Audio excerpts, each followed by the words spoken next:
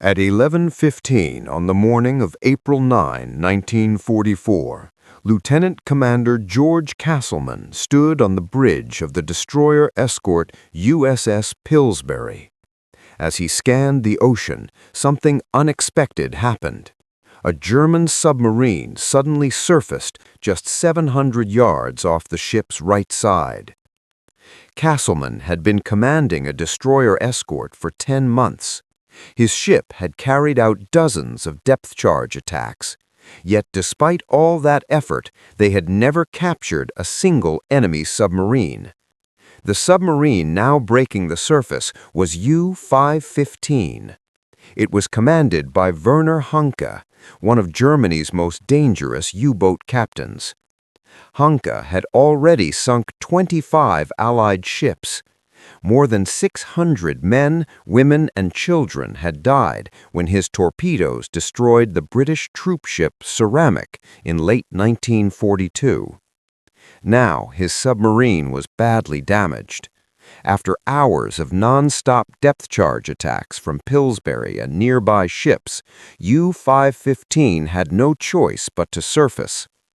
German sailors rushed onto the deck. Some tried to man their weapons. Others jumped straight into the Atlantic. American ships immediately opened fire. Machine guns raked the conning tower. Aircraft overhead fired rockets across the water. Within minutes, the submarine's bow rose into the air. U-515 slid backward, sank beneath the waves, and vanished. 44 German sailors were rescued from the water, including Captain Hanke himself. One of Germany's most successful submarines had been destroyed. By all normal standards, this was a clear American victory. But Captain Daniel Gallery, commander of the escort carrier USS Guadalcanal and leader of the entire hunter-killer group, saw something different. He saw a missed chance. Gallery had watched U-515 remain on the surface for nearly 10 full minutes before sinking. 10 minutes. Long enough, he realized, to board the submarine instead of destroying it. If his ships had been ready, if sailors had been trained to board enemy vessels, they might have captured it intact. The intelligence value would have been enormous. Codebooks, Enigma machines, torpedo technology, acoustic homing systems. The Allies had spent years trying to break German naval codes. One captured submarine could hand them everything. But no American warship had captured an enemy vessel at sea since 1815, during the War of 1812. The Navy didn't train sailors for boarding actions. There were no procedures, no doctrine. No one had even considered it possible. Gallery decided that had to change. The challenge was extreme. German submarine crews were trained to destroy their boats within minutes of surfacing. They opened flooding valves, set demolition charges, smashed codebooks, and destroyed sensitive equipment. Even if Americans reached a submarine in time, they would be boarding a ship that was actively sinking and rigged with explosives. German crews were willing to die rather than let their secrets fall into Allied hands. In 1933 alone, German submarines sunk more than 300 Allied merchant ships. Destroyer escorts were trained with one simple rule: find the submarine and destroy it before it destroys you. USS Pillsbury was built for exactly that purpose. She was a 1,200-ton destroyer escort armed with 3-inch guns, depth charges, and hedgehog mortars. She was designed to kill submarines, not capture them. But Gallery gave a new order. Every ship in Task Group 2.3 would create a boarding team. They would train, they would prepare, and on their next patrol, they would attempt something the U.S. Navy had not done in over a century. When the group returned to Norfolk in late April, Castleman selected his best men. He told them they had 6 weeks to learn how to board a German submarine. On May 15, 1944, Pillsbury sailed again.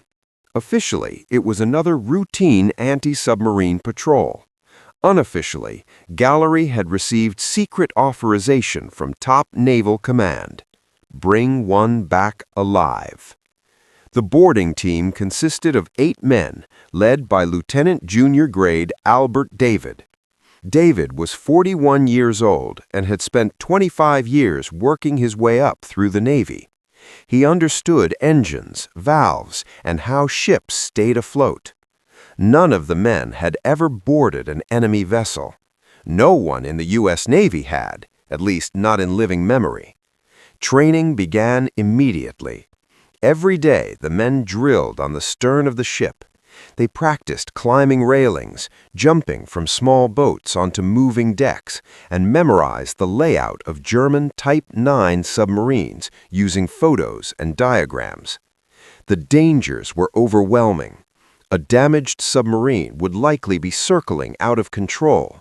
The deck would be slippery with oil and seawater. Armed German sailors might still be on board. The submarine could dive without warning, pulling the boarding party down with it. And then there were the demolition charges. German captains were trained to arm explosives the moment their submarine surfaced under attack.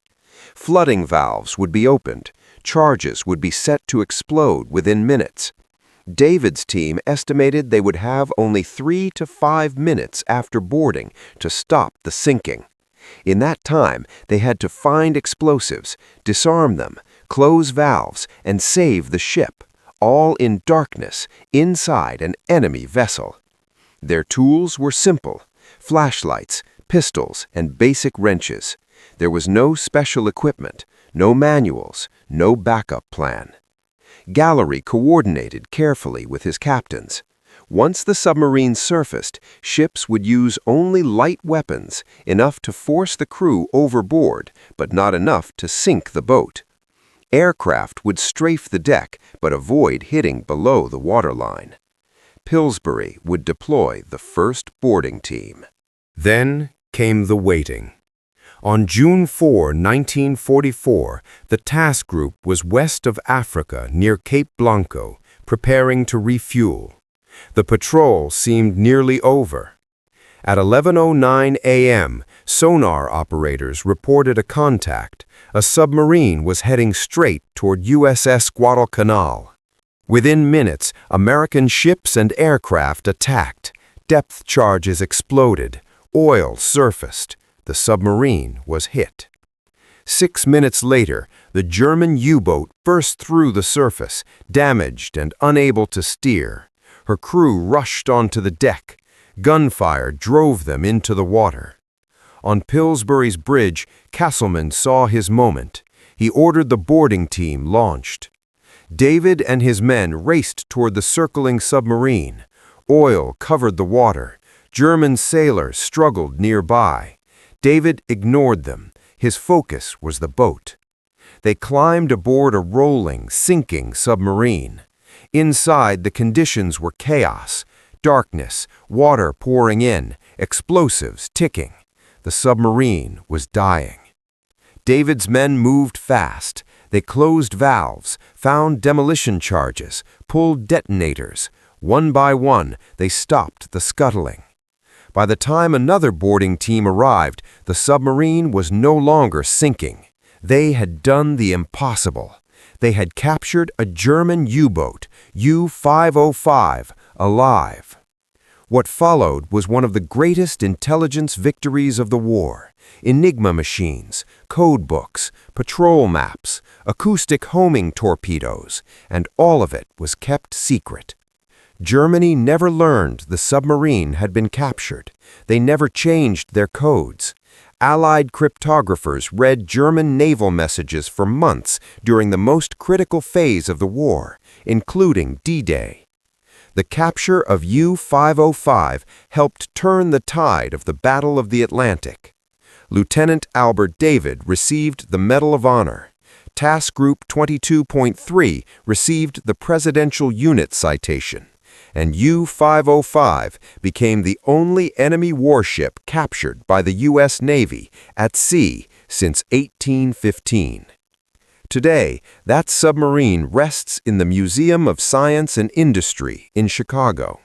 Millions have walked through its compartments, standing where 8 American sailors risked their lives inside an enemy vessel. If this story deserves to be remembered, make sure it reaches more people. Like the video, subscribe to the channel, and help keep these forgotten stories alive.